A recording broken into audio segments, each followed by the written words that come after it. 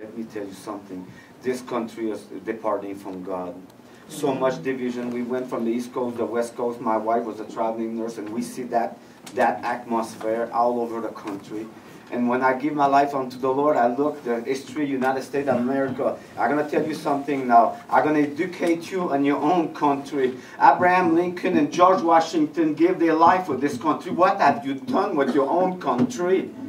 This country was based on God's word. You have to go back to the foundation. If the glory of God depart from this country, George Washington have many testimony. They have encounter with God. In Washington, they pray and they fast and they see God. When you go to the grocery store at night, when you drive in the night, angels are real. They can tell you, I'm not speaking for him, but a lot of police officers know angel exists and it's real, it's there. I mean, if you pass that law and God is not really real, it's no big deal. But if God is real, according to Abraham Lincoln and George Washington, you pass that law. It's not we want to judge you and tell you what to do. The foundation is saying God, and you got only one way you can interpret the God's word. If you are born again, you cannot see the kingdom of God until you give your life to Christ. When you give your life to Christ, you can see the kingdom of God. You turn to the Lord, seek Jesus. He will tell you He's real. Seek first the kingdom of God, out there will be giving unto us. George Washington, one more short story.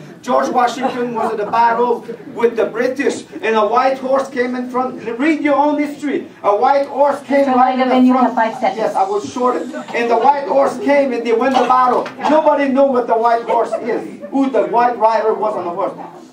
America, we need to turn to God. Not somebody's interpretation, God's word according to Abraham Lincoln and George Washington. And God bless you all.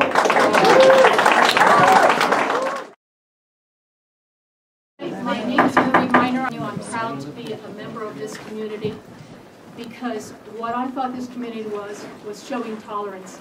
I've been totally shocked tonight, totally aghast. I thought that I would only be speaking here because I kind of had a little issue about the money, about being $76, but that's petty compared to the Bible beating that I saw tonight. In the name of God, people have said it over and over again tonight. They've preached all kinds of things in the Bible.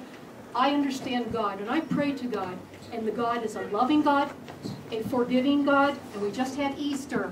Easter is a real prime example when Jesus said to the masses, forgive them, for they know not what they do.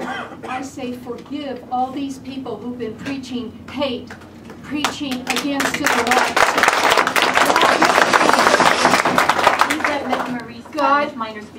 God forgive them, for they need to be a little educated.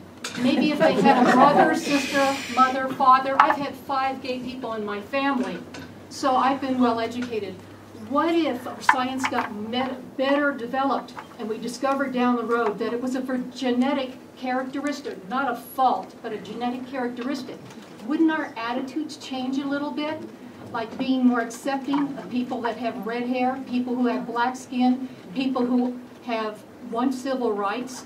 We're not asking for people to get involved in being gay, being a lesbian, being transgender, being bisexual. We're not asking for that. We're just asking for us to have a few civil rights. And when you compare a union to marriage, it's a vast difference. And I want to thank you, especially the mayor and G. Connors, who helped get this to be decided. And you did a wonderful job, John McKinnon, in formulating it. And I hope it doesn't get watered down by all the people who must have been, last Sunday, they must have preached in their churches hatred to homosexuals, to have organized such a large group of people here to come and tell us how awful many of us are, how we should be pitied, how we should be looked down upon. Maybe we should be spit upon, you know? Is that what we're going to go back to if we get rid of unions, if we get rid of civil rights? How far will we go? Remember when Germany occurred, there was a minister who kept saying, who said over and over again, and when they took the handicapped, I looked the other way. And they took the gay people, I looked the other way. They took people who had mental disabilities, and I looked the other way. How far are we going to keep looking away until we give the civil rights that is due to this portion of the population?